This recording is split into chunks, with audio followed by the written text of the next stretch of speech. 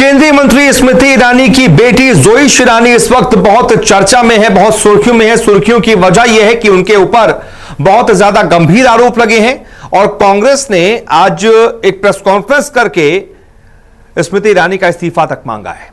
इस्तीफा इसलिए मांगा है क्योंकि कांग्रेस की तरफ से यह कहा जा रहा है कि स्मृति ईरानी के केंद्रीय मंत्री होने की वजह से उनकी बेटी गोवा में एक अवैध बार चला रही है। अवैध तरीके से उसके लाइसेंस का, बार के लाइसेंस का रिन्यूअल उनकी बेटी ने करवाया है, जिनका नाम है जोइश ईरानी।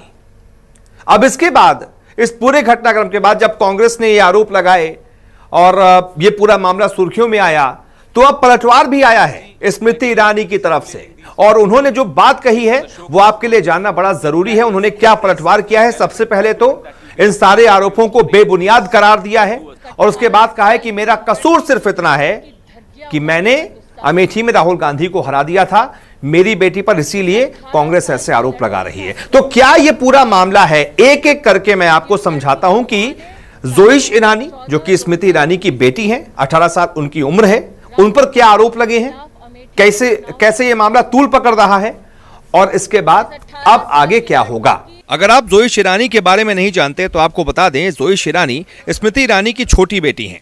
जोइश का जन्म सितंबर 2003 में हुआ था। 18 साल की जोइश कॉलेज के फर्स्ट ईयर में पढ़ रही हैं। जोइश कराटे में ब्लैक बेल्ट सेकंड डैन हैं। जोइश ने कई राष्ट्रीय और अंतर्राष्ट्रीय मेडल भी जीते हैं। दरअसल आज कांग्रेस संचार विभाग के प्रमुख जयराम रमेश, मीडिया एवं प्रचार विभाग के प्रमुख पवन खेड़ा और महिला कांग्रेस अध्यक्ष नेटा डिसूजा एक साथ प्रेस कॉन्फ्रेंस करने आए और कहा कि सूचना के अधिकार यानी कि आरटीआई से खुलासा हुआ है कि स्मृति ईरानी की बेटी जोइश ईरानी ने गोवा में स्थित अपने सिली सोल्स कैफे एंड बार के लिए फर्जी दस्तावेजों के जरिए बार लाइसेंस जारी करवाया है। डिसूजा ने कहा कि आरटीआई लगाने वाली वकील को यह सूचना मिली है कि बीते 22 जून को बार के लाइसेंस के नवीनीकरण के लिए जिस एंथनी डीगामा के नाम का आवेदन किया गया, उनकी तो पिछले साल मई में ही मौत हो चुकी है और आरटीआई लगाने वाले वकील को इनका डेथ सर्टिफिकेट भी मिला हुआ है। एंथनी के आधार कार्ड से पता चला है कि वो मुंबई के विले पार्ले के रहने वाले थे। कांग्रेस नेताओं ने कहा कि मामला केंद्रीय मंत्री से जुड़ा हुआ है, इसीलिए सारे नियम ताक पर रखकर लाइसेंस जारी कर दिया गया। गोवा की आबकारी नीति के मुताबिक राज्य में केवल मौजूदा रेस्टोरेंट को एक बार की शर्त पर सिर्फ एक लाइसेंस मिल सकता है, लेकिन पिछले साल फरवरी महीने में ईरानी के पारिवारिक रेस्टोरेंट को विदेशी शराब की खुदरा बिक्री के साथ ही भारत में निर्मित विदेशी और देशी शराब की खुदरा बिक्री के लिए भी लाइसेंस मिल गया। उन्होंने कहा कि दस्तावेजों से पता चला है कि बार लाइसेंस के लिए आवश्यक रेस्टोरेंट लाइसेंस के बिना ही बार लाइसेंस जारी करवा लिया गया। अब इस संदर्भ में फर्जीवाड़े के खुलासे के बाद भाजपा सरकार ने उत्पाद शुल्क आयुक्त नारायण गढ़ को परेशान करने का खेल शुरू कर दिया है। उन्होंने ही केंद्रीय महिला एवं बाल विकास मंत्री स्मृति ईरानी की बेटी द्वारा चलाए जा रहे इस अवैध बार और रेस्टोरेंट को कारण बताओ नोटिस जारी किया था। कांग्रेस नेताओं ने ईरानी से सवाल किया कि वो बताएं कि यह धांधली किसके इशारे पर हुई है। उनकी जानकारी के बगैर जिस आबकारी आयुक्त ने, जिस एक्साइज कमिश्नर ने इस गैर कानूनी रेस्टोरेंट को, बार को नोटिस दिया, अब उसकी ट्रांसफर की भी तैयारी शुरू हो चुकी। क्या यह स्मृति ईरानी जी के हस्तक्षेप के बिना हो रहा है? क्या उनके प्रभाव के बिना हो रहा है? क्या यह लाइसेंस उनके प्रभाव के बिना मिला? क्या यह कानून उनके प्रभाव के बिना तोड़ा गया? तो एक तरीके से यह सवाल पूछे गए स्मृति ईरानी से और कहा गया कि तुरंत भाजपा सरकार को इनका इस्तीफा लेना चाहिए, लेकिन उसके बाद स्मृति ईरानी चुप नहीं बैठी, तुरंत वापस आई, पलटवार किया और क्या कुछ कहा पलटवार में, अब वो समझिए। कांग्रेस का आरोपों का जवाब देते हुए स्मृति ईरानी ने कहा कि वो अदालत का दरवाजा खटखटाएंगी और मेरी बेटी पर जो गलत आरोप लगाए गए हैं उसके लिए कांग्रेस को सबक सिखाएंगी।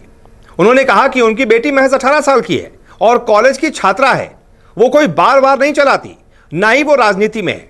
ईरानी ने कहा कि उनका कसूर सिर्फ इतना है कि उन्होंने अमेठी में राहुल गांधी को हराया है।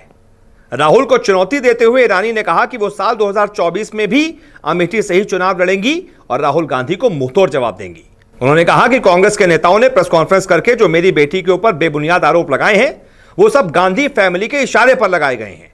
सवाल पूछा कि जयराम रमेश ने कहा कि आरटीआई में मेरी बेटी का नाम है। मैं उनसे पूछना चाहती हूं कि मेरी बेटी का नाम कहां है, दिखाएं तो सही। क्या आरटीआई की उस एप्लीकेशन में मेरी बेटी का नाम है? क्या उसके जवाब में मेरी बेटी का नाम है? कांग्रेस के प्रवक्ताओं ने कटाक्ष करते हुए, हंसते हुए ये कहा कि मैं सोनिया और राहुल के खिलाफ प्रेस कॉन्फ्रेंस करती हूं। हां, करती हूं, करती रहूंगी। हंसते हुए कहा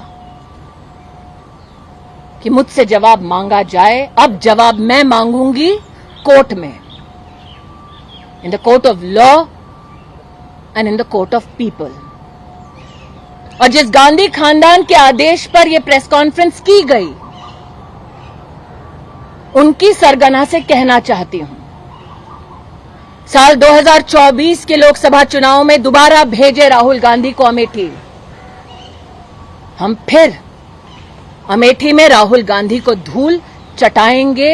ये भारतीय जनता पार्टी के एक कार्यकर्ता होने के नाते मेरा वादा है।